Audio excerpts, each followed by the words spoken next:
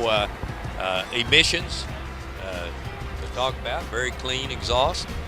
The bus was perfect. Great driver, and it was good. But I've ridden natural gas vehicles for a long time. Mr. Boone Pickens, thank you very much.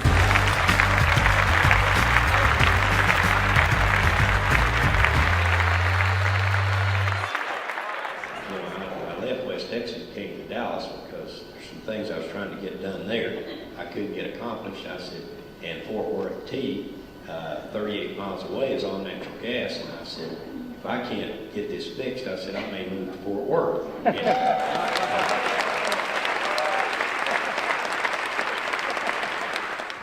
Well, there are 8.5 million vehicles on natural gas in the world today, and 142,000 of them are in the United States.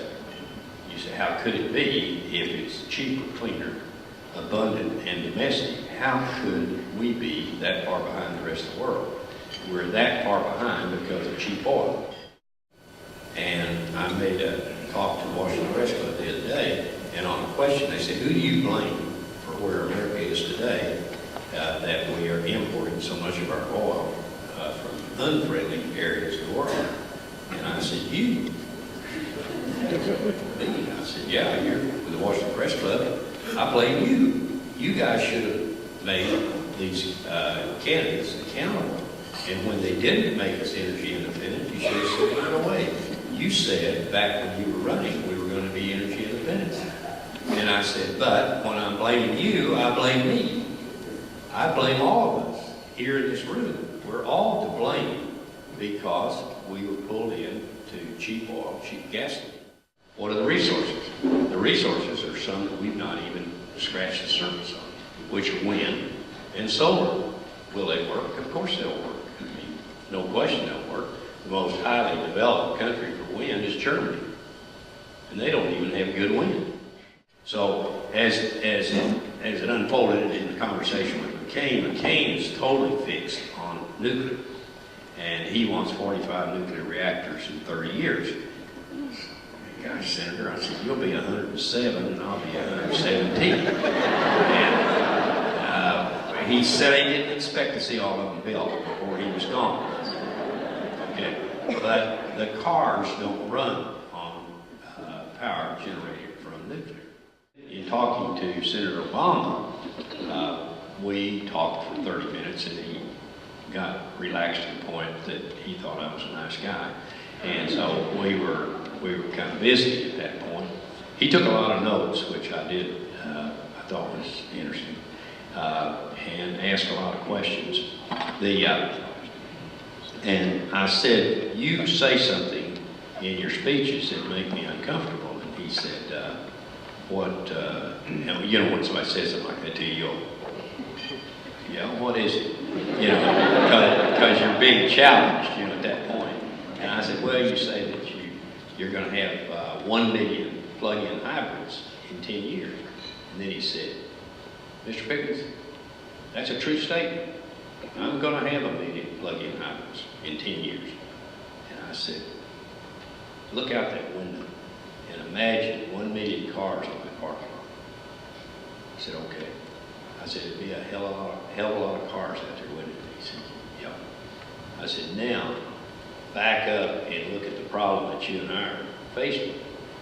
There are 250 million vehicles in America. 1 million in that parking lot is nothing.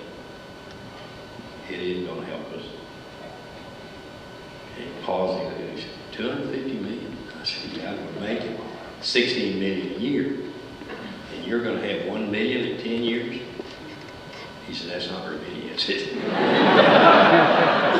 The point of the story is they did not, either one of them, did not focus on the magnitude of the problem. Ethanol, I came out against ethanol. I'm for it now. Very simply, it's ours. It's an ugly baby, but it's our ugly baby. But it's ours. And so, ethanol, use it. There's only one way you can solve that. You have to do it with natural gas. Because remember, the battery, And that was interesting in my talking to both of them, and the battery came up. I said, well, you understand the battery won't move an 18-wheeler. And it was kind of like this. 18-wheeler won't move on a battery. That technology has not been developed. So the way it unfolds, you're going to have to go to heavy duty. It's got to go to natural gas. The use of transportation fuel in America, 30% of the transportation fuel used is used for the movement of goods, trucks. So you could do that. You could cut imports by 30% within 5 years. But I told those guys in Washington, I said, when you all walk up to a pool table where the balls have been broken, I said, first thing you look at is a combination shot. Your cue ball's going to hit the 6 is going to hit the 8, and the 8's going to kiss the 13 in the corner pocket. I can't see that. I don't. Combination shots are of no interest to me. All I see is a straight one. I want to take a cue ball and hit another ball and put it in the corner pocket. And so it's simple. It's going to work. This is going to happen, and I promise you, we are going to have an energy plan in America.